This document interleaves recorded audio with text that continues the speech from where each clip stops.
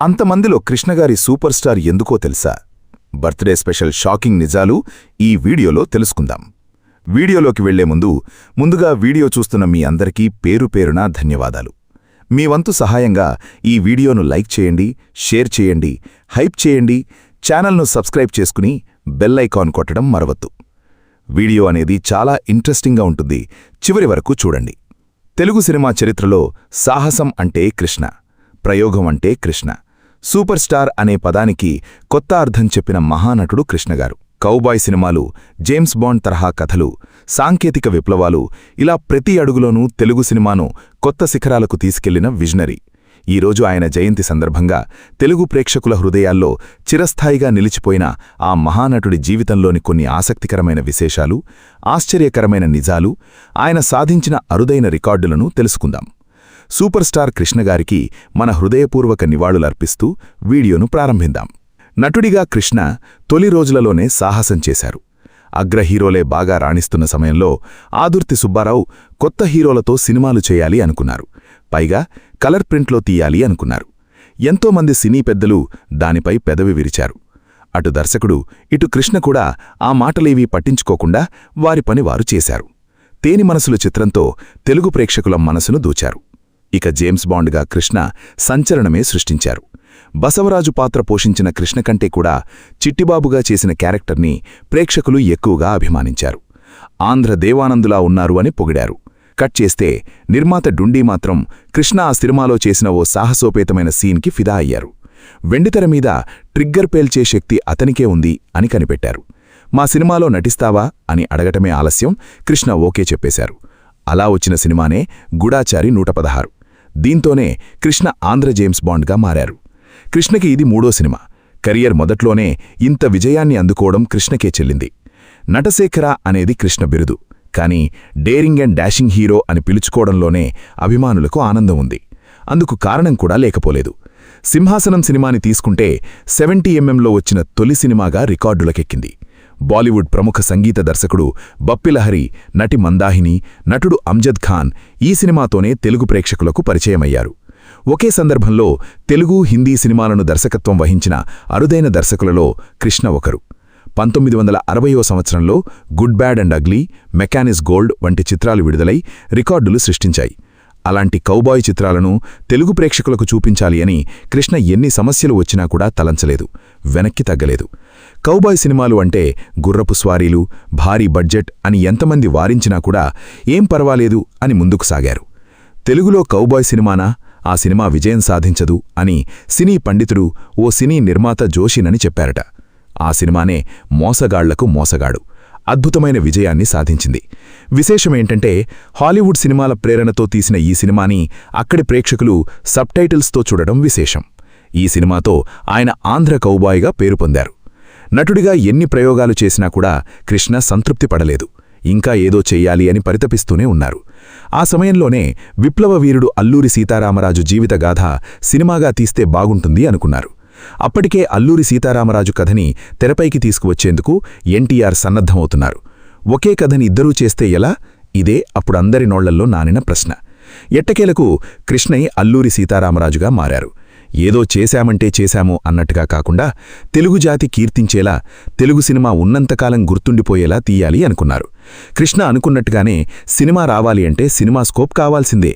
అప్పటికే దీనిపై హిందీలో 2 సినిమాలు వచ్చి ఉంటాయి. అది చాలా పెద్ద వ్యవహారం. కానీ కృష్ణ ఊరుకోలేదు. సినిమాస్కోప్ విధానంలోనే సినిమాను పూర్తి చేశారు. 1974లో విడుదలైన ఈ సినిమా కనీ విని ఎరగని విజయాన్ని దక్కించుకుంది. ఈ సినిమాతో కృష్ణ వెండితెర విప్లవ జ్యోతిగా అవతరించారు. సాహసం అంటే తనకు నచ్చిన నేపథ్య కథల్లో నటించగమేనా అని ఎవరైనా అనుకుంటారేమో అని కృష్ణ భావించారేమో. భావోద్వేగభరిత రైతు పాత్రలు, పౌరాణికాల్లో కూడా తన మార్కును చూపించారు నటశేఖర కృష్ణ. రాజకీయ నేపథ్య చిత్రాల్లోనూ కృష్ణదే అందవేసిన చెయ్యి. ముఖ్యమంత్రి, నా పిలిపే ప్రభంజనం, రాజకీయ చదరంగం, సాహసమే నా ఊపిరి అప్పట్లో ప్రభంజనాన్ని సృష్టించాయి. తెలుగు ప్రేక్షకులు ఘంటసాల గొంతుని మాత్రమే విన్నారు. బాలసుబ్రహ్మణ్యం గానామృతానికి మంత్రముగ్ధులయ్యారు.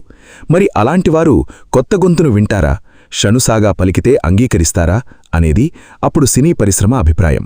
అప్పట్లో కృష్ణకి బాలసుబ్రహ్మణ్యంతో మనస్పర్ధలు వచ్చాయి. దానితో కొత్త గాయకుడు పాడినా సరే పాటలు వింటారు అనే ఉద్దేశంతో రాజు సీతారాముని పరిచయం చేశారు. ఆ పాటే 1986లో రిలీజై సంచలనం సృష్టించిన ఆకాశంలో ఒక తార నాకోసం వచ్చింది ఈ వేళ. ఈ పాట సూపర్ డూపర్ హిట్ అయింది. తర్వాత బాలుకి అవకాశాలు లేనప్పుడు తన ఇతర సినిమాలలో పాటలు పాడించుకున్నారు కృష్ణ. కృష్ణగారి మనస్తత్వం ఎలాంటిదో ఈ సంఘటన ద్వారా తెలుస్తోంది. సినీ పరిశ్రమలో గొప్ప వ్యక్తిత్వంతో సాహసోపేతమైన సినిమాలు చేసిన అద్భుతమైన నటుడు super star Krishna Alluri Sitaramaraju cinema చేశాక ఆ తర్వాత వచ్చిన సినిమాలన్నీ ఫ్లాప్ అయ్యాయని అనుకున్నాం కదా.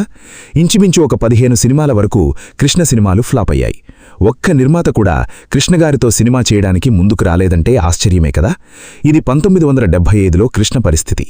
1966లో గూఢాచారి 116 విడుదలైన దగ్గర నుండి 1975 వరకు రోజుకు 3 షిఫ్ట్లు, సంవత్సరానికి 15 సినిమాలు చేసిన కృష్ణకి పని లేకుండా పోయింది. నిర్మాతలెవరూ ముందుకు రాలేదు. రాజేశ్వరి విలాస కాఫీ క్లబ్ సినిమా మాత్రం షూటింగ్ జరుగుతోంది. కానీ అది చాలా నత్తనడకగా సాగుతోంది. 1975 ద్వితీయార్ధంలో ఒక్క సినిమా కూడా చేతిలో లేదు. అప్పుడు ఏం చెయ్యాలి అని ఆలోచించిన కృష్ణ ఇక వేరే మార్గం లేదు, తన కోసం తనే ఒక సినిమాని నిర్మించుకోవాలి అని తన సొంత బ్యానర్ పద్మాలయలో సినిమా చేయడానికి ప్లాన్ చేశారు. అప్పుడు దర్శకుడు పి.సి. రెడ్డి చెప్పిన కథ కృష్ణకు బాగా నచ్చింది. అదే పాడి పంటల సినిమా. ఆ కథ నచ్చటంతో ఆత్రేయను పిలిచి స్క్రిప్ట్ వర్క్ చేయమన్నారు. ఒక నెల రోజులు పనిచేశాక ఆత్రేయ ఇందులో బాడీ లేదు, పంటా లేదు అని మధ్యలోనే వెళ్ళిపోయారు. ఏం చేయాలో తోచక అప్పుడు మహారథిని పిలిచి స్క్రిప్ట్ వర్క్ చేయమన్నారు. మహారథి, పి.సి. రెడ్డి, కృష్ణ కూర్చుని స్క్రిప్ట్ మొత్తం తయారు చేశారు. మహారథి మాటలు బాగా రాశారు అని కృష్ణ సంతోషంగా ఉన్నారు. విజయవాడ గుడివాడ మధ్యలో మణికొండ అనే ఊరుంటే అక్కడ అవుట్డోర్లో 1975 అక్టోబర్ 1న షూటింగ్ మొదలుపెట్టారు. అక్కడ ఓ మోతుబరి రైతు ఇంట్లో కృష్ణ స్టే చేశారు. మొదటి రోజు షూటింగ్ చేసి ఇంటికొచ్చి పడుకున్నాక రాత్రి 10 గంటలకు మద్రాస్ నుండి ఫోన్ వచ్చింది. ఆదుర్తి సుబ్బారావు గారు పోయారని. కృష్ణకి మొదటి సినిమా ఛాన్స్ ఇచ్చిన వ్యక్తి వెళ్ళి తీరాలి. కానీ ట్రాన్స్పోర్ట్ ఏమీ లేదు. కార్లో వెళ్తే అందుకోలేం. ఆ రాత్రి ఆ టైంలో మద్రాస్ పోవడానికి ట్రైన్స్ లేవు. కానీ తప్పకుండా వెళ్ళాలి. ఏం చెయ్యాలి అని ఆలోచిస్తున్న సమయంలో కృష్ణకి ఒక విషయం తెలిసింది. అప్పట్లో హిందూ పేపర్ కోసం చెన్నై నుండి ఒక ఫ్లైట్ వచ్చి విజయవాడలో పేపర్స్ దింపి మళ్లీ చెన్నై వెళ్ళిపోయేది. అది తెల్లవారుజామున వచ్చి వెళ్ళిపోయేది. కృష్ణ తన పరపతి ఉపయోగించి ఆ హిందూ పేపర్ తెస్తున్న ఫ్లైట్లో విజయ నిర్మలతో పాటు మద్రాస్ వెళ్లి ఆదుర్తి అంత్యక్రియలకు హాజరయ్యారు. అక్కడ 2 రోజులు ఉండి మళ్లీ మడికొండ షూటింగ్కు వచ్చేశారు.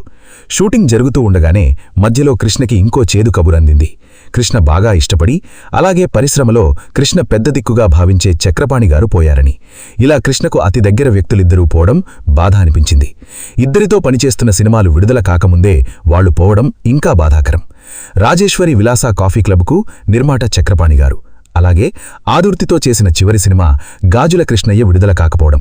ఇలా బాధల మధ్యలోనే పాడి పంటల సినిమా ఎలా అయినా సంక్రాంతికి విడుదల చేయాలి అని రాత్రి పగలు పనిచేస్తున్నారు అందరూ. అలా పనిచేసి పోస్ట్ ప్రొడక్షన్ కూడా పూర్తి చేసి పద్మాలయ వారి పాడి పంటలు సంక్రాంతికే విడుదల అని పేపర్లో ప్రకటన ఇచ్చారు కృష్ణ. అది చూసి వెంటనే నవయుగ ఫిల్మ్స్ డిస్ట్రిబ్యూటర్ చంద్రశేఖరరావు కృష్ణ దగ్గరకు పరిగెత్తుకు వచ్చారు. అతను కృష్ణకి బాగా కావలసిన వ్యక్తి. అలాగే కృష్ణ సినిమాలో ఎక్కువగా ఆయనే డిస్ట్రిబ్యూషన్ చేశాడు. అందుకని వెంటనే అతను కృష్ణకు పాడి పంటలు సంక్రాంతికి వద్దు అని చెప్పారు. నువ్వు ఫ్లాపుల్లో ఉన్నావు.